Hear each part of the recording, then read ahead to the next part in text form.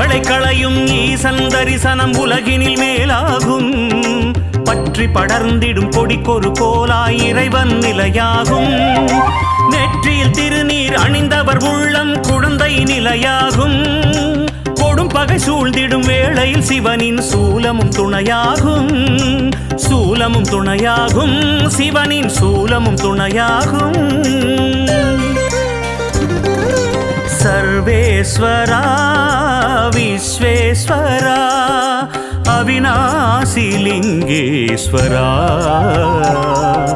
திருமூர்த்தி மலை வாழும் லிங்கேஸ்வரா அமனலிங்கேஸ்வரா சர்வேஸ்வரா விஸ்வேஸ்வரா